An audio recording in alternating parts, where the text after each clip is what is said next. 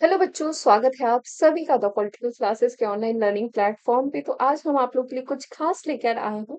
वो है JNU PG courses के बारे में। जेएनयू में कितने कोर्सेज जो हैं वो है, और अभी एक नया कोर्स ऐड हुआ है उसके बारे में, वहां पे कितनी सीट्स हैं। उसी के साथ साथ जेएनयू के बाकी कोर्सेज में क्या सीट्स है, क्या एलिजिबिलिटी है, क्या क्राइटेरिया है। हम सभी जानते हैं कि जेएनयू में जितने भी एडमिशन पीजी कोर्सेज में होते हैं वो सीयूटी पीजी के थ्रू ही होती है। सीयूटी पीजी का एग्जाम हो चुका है, अभी कुछ ही दिनों में आंसर की रिजल्ट आपका सब कुछ आएगा। And you want to know कि हमारा इतना मार्क्स आया है तो हमें जेएनयू में एडमिशन लेना चाहिए कि नहीं, हमें उस तरफ जाना चाहिए कि नहीं, हम रजिस्टर्ड करें कि नहीं, हम उतना जो रजिस्ट्रेशन की जो फीस है उसको लगाएं कि नहीं। ठीक है। तो उन सभी कंफ्यूजन्स होगा, तो यहाँ इस वीडियो से मेरी कोशिश है कि आप लोग को थोड़ी सी क्लैरिटी जो मिलनी चाहिए वो मिल जाएगी। ठीक है। तो चलिए वीडियो को स्टार्ट करते हैं। उससे पहले आप सभी लोग इस वीडियो को लाइक जरूर कर दीजिएगा, अपने दोस्तों के साथ शेयर कर दीजिएगा और चैनल को सब्सक्राइब करना मत भूलिएगा, ताकि क्योंकि हम आपके लिए आगे चल के और भी बहुत अच्छी अच्छी जो इम्पोर्टेंट न्यूज जो है वो आप लोग के लिए लाने हैं। चलिए, तो स्टार्ट करते हैं। जेएनयू के पीजी कोर्सेज की अगर बात करें तो सबसे पहले हम जेएनयू के 2024 के कट ऑफ की बात करेंगे, जिसमें आप जनरल की अगर कट ऑफ की बात करोगे तो आपका 255 मार्क्स तक गया था। ठीक है। एंड उस टाइम पे जो हाईएस्ट जिसके नंबर आए थे वो 271 आया था। ठीक है। देन उसके बाद ईडब्ल्यूएस जिसमें कि 246 मार्क्स तक हो रहा था। एंड ओबीसी की अगर देखेंगे तो 244, एससी की 228, एंड एसटी जो शेड्यूल्ड ट्राइब्स है उनका 227 मार्क्स पे आपका कट ऑफ जो है वो इतने मार्क्स तक का जा। ठीक है। प्रोबेबली अगर 2025 का देखें तो इसी के आसपास ही होगा। ठीक है। जैसे कि मैंने कहा भी कि 260 तक हो सकता है, क्योंकि इस बार का पेपर पहले के पेपर से भी ज्यादा आसान आया था। तो इससे आपके ऑप्शन वाइज या क्रोनोलॉजी वाले जो क्वेश्चन थे वो ज्यादा थे, बट आई थिंक इफ 260 जो होगा वही आपका इसका जनरल का होगा। जनरल यानी कि अनरिजर्व कैटेगरी जो होती है वो।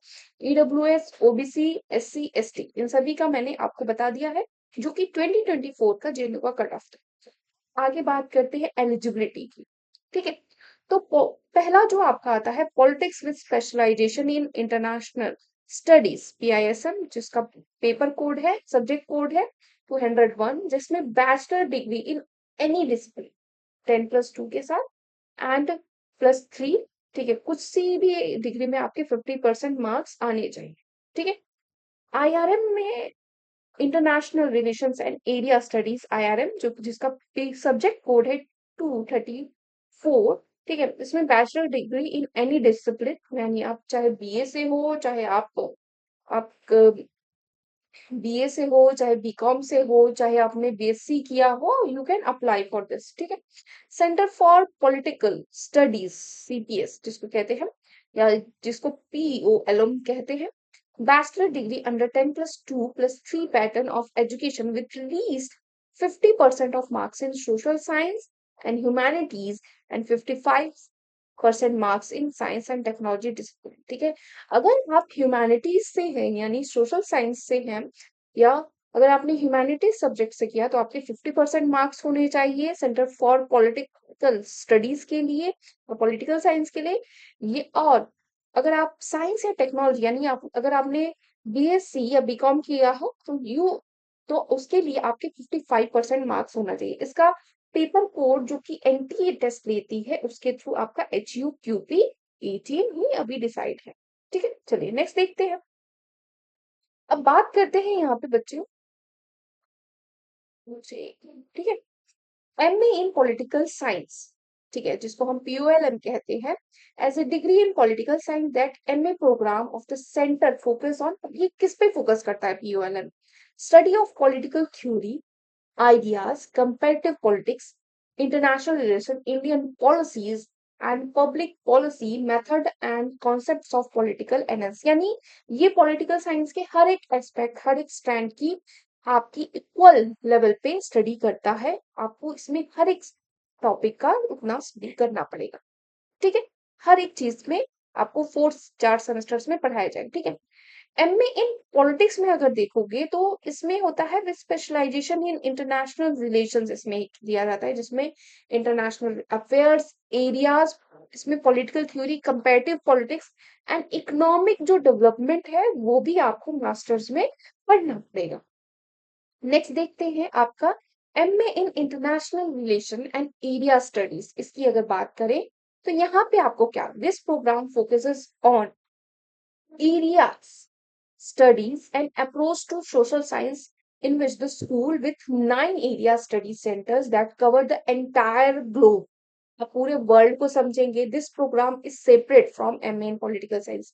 Candidates are advised that pursuing this program of study may, in some circumstances, render them ineligible for employment as teaching faculty in political science departments.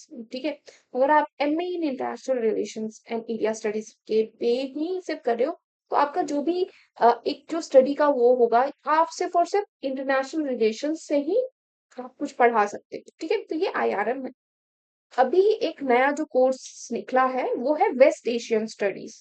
ठीक है आपका. चलिए, सो CUET PG 2025 में अगर देखें तो HUQP 80 total seats in JNU की अगर हम बात करें, POLM, IRM, PISM, IR and West Asian studies एक नया जो है आपका स्टार्ट हुआ है जिसमें कि वेस्ट और एशिया के बीच कैसे रिलेशंस हो रहे हैं उसकी स्टडीज उस पर जनरली फोकस हुआ हो. ठीक है.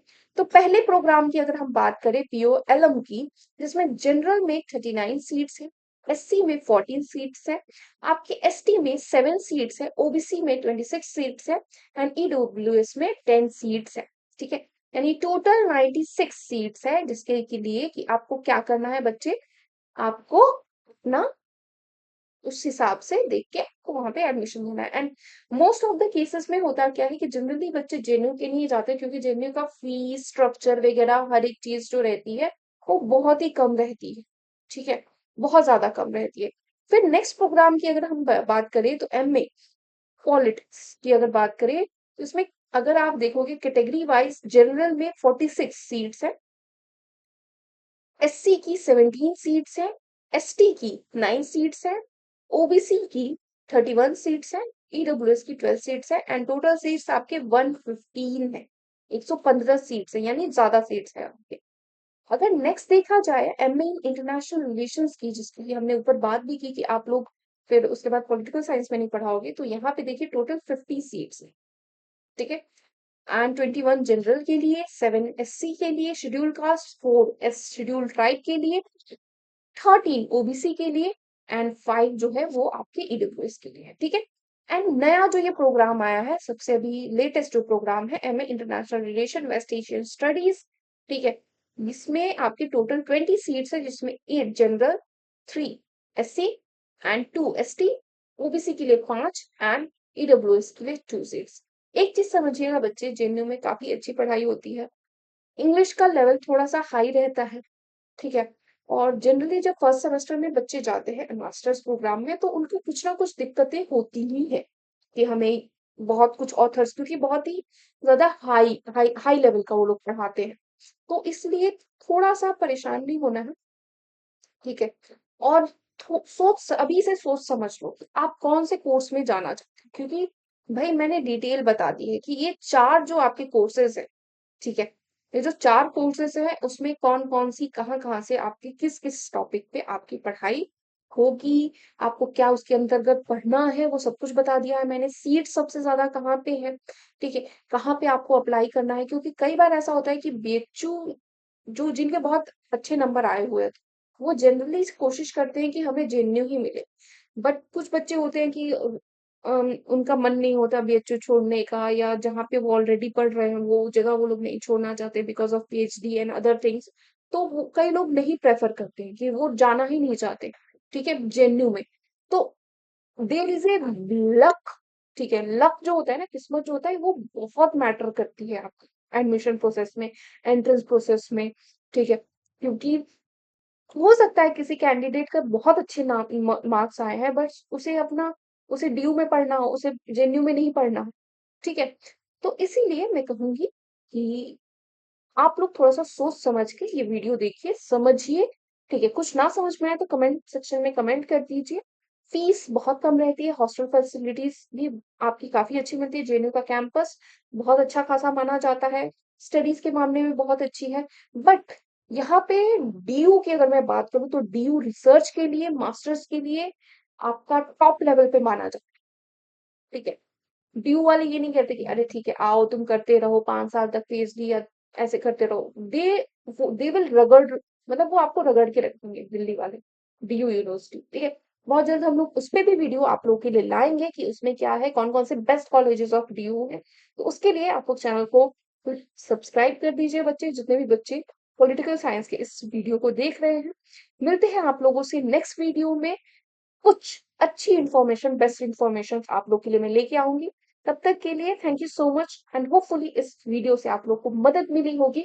और भी कुछ आप लोग को पूछना हो, कुछ भी अगर आप लोग को डाउट हो तो आप लोग कमेंट सेक्शन में कमेंट कर सकते हैं। Thank you so much.